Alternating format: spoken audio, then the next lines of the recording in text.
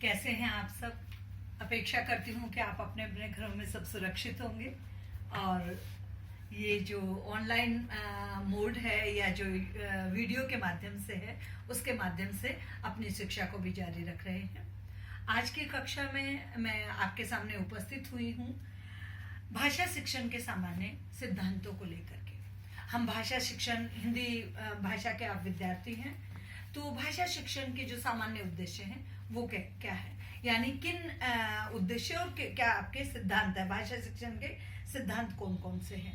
सामान्यतः शिक्षण का अर्थ ज्ञान देना होता है, कुशलता देना होता है और उसी के अकॉर्डिंग उसी के अनुसार शिक्षक जो है वो ज्ञान देता है विद्यार्थियों को। तो जब हम भाषा शिक्षण के सामान्य सिद्धांतों की बात करेंगे तो सबसे पहले हमारा पहला जो सिद्धांत आता है, आप लोग लिख लीजिए इसे। पहला सिद्धांत आता है रुचि जागृत करने का सिद्धांत। यानी सबसे पहले भाषा शिक्षण का सामान्य सिद्धांत है कि जिस भाषा को हम हिंदी भाषा की बात कर रहे हैं, लेकिन जिस भी भाषा को, भाषा चाहे कोई भी हो, जिस भी भाषा का आप अध्ययन और अध्यापन करवा रहे हैं, वो शिक्षक का ये दायित्व बनता है कि सबसे पहले अपने विद्यार्थियों में उस भाषा के प्रति रुचि जागृत करें। और रुचि जागृत करने के लिए सबसे बड़ी चीज होती है कि आप उसको इस तरह से पढ़ाएं, आपकी विधियां और प्रविधियां इस प्रकार की हो कि विद्यार्थियों को उसमें रुचि उत्पन्न हो जाए। दूसरा सिद्धांत है हमारा प्रेरणा का सिद्धांत। हम हिंदी भाषा को पढ़ाने के लिए और पढ़ने के लिए किस प्रकार से युवा पीढ़ी को और आज के विद्यार्थियों को प्रेरित करें। तो दूसरा सिद्धांत हमारा आता है प्रेरणा का सिद्धांत। अब प्रेरणा के सिद्धांत में आप ऐसे तो है नहीं कि आपने विद्यार्थियों को कह दिया और वो प्रेरित हो गए। प्रेरणा के सिद्धांत के लिए आपको अपनी विधियां और प्रविधियां हैं उनको खेल के माध्यम से, कि किसी गतिविधि के माध्यम से और प्रभावशाली रूप से बना करके आप उसको करना पड़ेगा, तभी वो प्रेरणा का सिद्धांत आपका उपयोगी रहेगा। तीसरा है हमारा क्रिया द्वारा सीखने का सिद्धांत। अब देखिए, क्रिया द्वारा सीखने का सिद्धांत जो है उसमें एक छोटी सी बात है। मान लीजिए कि आपको विद्यार्थियों को वाक्य की रचना करना सिखाना है, या मान लीजिए कि आपको विद्यार्थियों को व्याकरण में विलोम शब्द से बताने हैं, आपको इस तरह। तो आप क्रिया का सिद्धांत, या फिर आपको मान लीजिए कि गिनती सिखानी है विद्यार्थियों को, या समझ लीजिए कि वर्ण स्वर और वो सारे सिखा।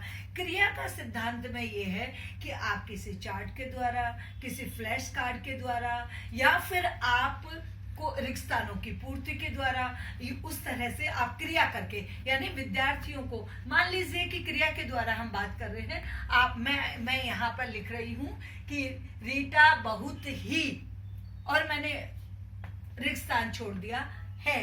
अब मैंने आकर के किसी भी बच्चे को कहा कि इसमें भरिया, रिक्तस्थानों की पूर्ति करिए। उस विद्यार्थी ने आके भर दिया, रीता बहुत ही शैतान लड़की है, रीता बहुत ही अच्छी लड़की है, रीता मेरी सहेली है, कुछ भी भर सकता है। तो ये क्रिया का सिद्धांत हो गया।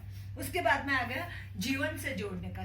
भाषा कोई भी हो, वो ऐसी नहीं होनी चाहिए कि विद्यार्थी को ये लगे कि उसमें बोझ है, उस पर लाद दिया जा रहा है। भाषा जीवन से, जब भी आप कक्षा में भाषा को पढ़ाएं तो उसको जीवन से जोड़िए। जीवन से जोड़ने का यहाँ मेरा अभिप्राय है कि जीवन में जो घटनाएं घट रही है उनसे जोड़ करके आप उनको पढ़ा सकते हैं। तो ये हमारा हुआ जीवन से जोड़ने का सिद्धांत। और उसके बाद में जो एक सिद्धांत और है बहुत ही महत्वपूर्ण, वो है हमारा पुनरावृत्ति का सिद्धांत। भाषा शिक्षण में पुनरावृत्ति बहुत ही आवश्यक है। पुनरावृत्ति शब्द के साथ ही मैं आपको ये चीज क्लियर कर दूं कि पुनरावृत्ति क्या होता है। पुनः प्लस आवृत्ति, यानी जिसको दोबारा से रिपीट किया जाए।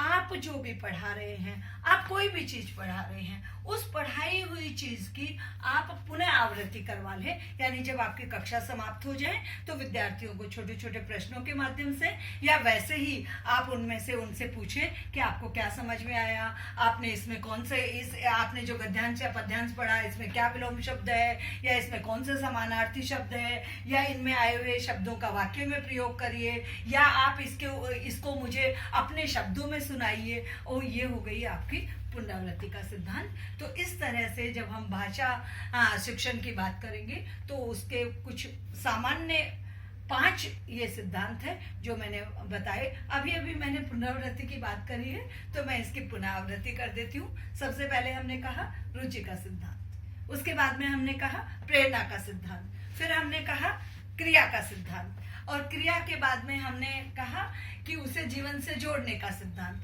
और जीवन से जोड़ने के बाद में हमने कहा पुनरावृत्ति के सिद्धांत। तो ये हिंदी भाषा शिक्षण या किसी भी भाषा शिक्षण के सामान्य सिद्धांत है, और इन सिद्धांतों पर हमारा शिक्षण अधिगम जुड़ा हुआ है। आज की कक्षा में मैं यही समाप्त करती हूँ, और अपेक्षा करती हूँ कि आपके जितने भी जिज्ञासा थी वो इस संबंधित समाप्त हो गई है।